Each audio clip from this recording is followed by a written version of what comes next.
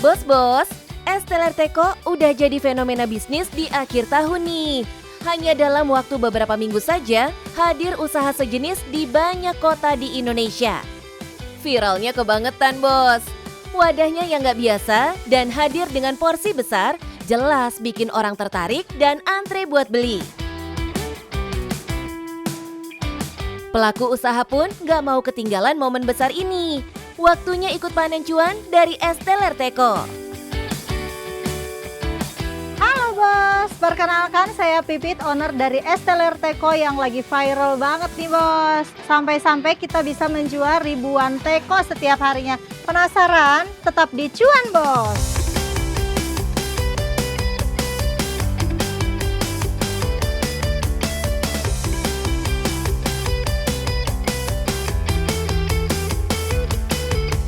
Bos, saat memulai berjualan es teler teko, sang owner Pipit sebenarnya sempat ragu, apa beneran bisa cuan dari jualan es teler teko? Setelah saya jalanin usahanya, ternyata saya hitung semua HPP-nya gitu. Ternyata ya pasti ada untung gitu. Bos, di bisnis kuliner zaman sekarang, usaha kecil bisa jadi besar dalam semalam. Apalagi kalau bukan karena kekuatan media sosial. Itu juga yang terjadi di usaha milik Pipit ini. Awal jualan dari hari pertama masih biasa-biasa nih ya Mbak. Setelah itu banyak yang konten kreator yang kesini gitu. Terus pada ngeliat akhirnya malah makin rame setelah mereka ikut ngonten gitu. Terus banyak yang ngeviralin lagi, ternyata malah makin pada ngantri lagi. Nah bos, kalau banyak pedagang baru ikut jual es teler teko karena melihat peluang viralnya, beda cerita sama Pipit. Dari sebelum rame tren es teler teko, Doi sudah lebih dulu jualan es teler biasa dengan harga 10.000 per cup. Jadi begitu fenomena ini hadir, Pipit nggak perlu mulai dari nol. Karena resep dasar dan pelanggannya sudah lama terbentuk bos.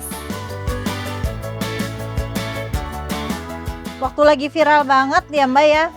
Itu tuh saya jualan dari jam 9, jam 7 aja sudah pada ngantri di sini. Awal-awal bisa 1.200 antrian. Oh iya bos, meski ikut gelombang viral, Doi memodifikasi produk supaya punya ciri khas tersendiri loh. Pipit sadar, bisnis F&B itu cepet banget berubah. Yang lambat berinovasi bisa langsung kalah saing. Tentu beda banget ya. Mungkin nggak tahu nih ya. Ada yang sama mungkin dengan kuah es teler saya gitu, tapi es teler saya ini bukan yang es teler yang kuahnya cair gitu Mbak. Jadi kuah saya ini yang creamy, kental, jadi kalau misalnya orang bawa ke yang jauh-jauh rumahnya, dia tidak langsung mencair dengan es. Pipit memang bereksperimen terus bos. Cari formulasi kuah es teler yang paling konsisten dan tahan lama. Awalnya saya jualan es teler ini dengan kuah yang cair juga ya.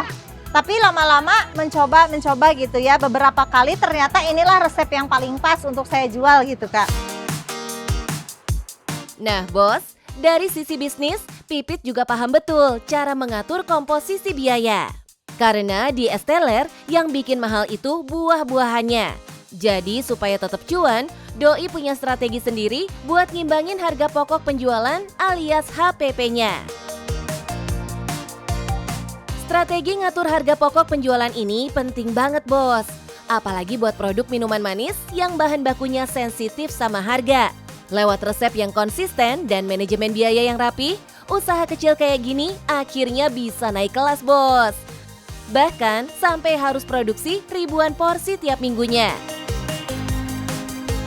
Saya seminggu itu harus nyiapin stok 10.000 teko. Misalnya kayak kemarin saya cuman kebagian 5.000 teko. Terus alhamdulillah habis ya. Terus kata agennya itu, habis Mbak teko yang seperti ini, saya nyari lagi.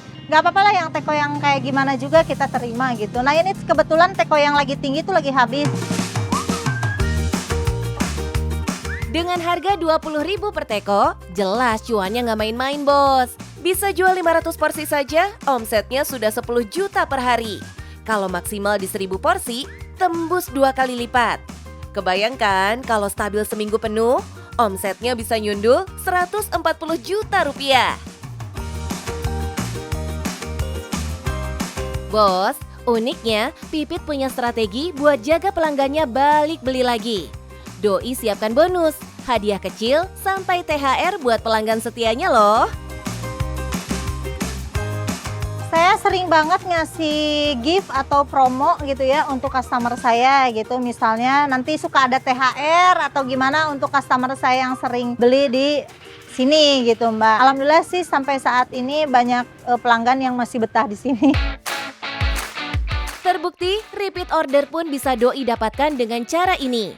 Bahkan, ada pelanggan yang jauh-jauh datang dari Klender dan Pondok Bambu Jakarta Timur loh bos. Dari ininya panjang, sekarang pendek. Tapi sih kayaknya sih sama ukurannya. Beda panjang sama pendek aja. Tapi mantap ini. Bos, ikutin arus tren usaha viral boleh-boleh aja. Tapi tetap barengi dengan inovasi dan strategi untuk menjaga kualitas produk dan kuantitas penjualan.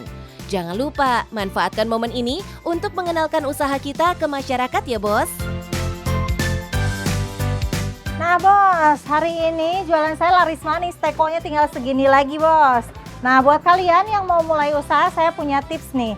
Yang pertama, harus tetap berinovasi, kreatif, terus harus ikutin tren dan juga tetap semangat. Dan yang paling penting harus cuan bos.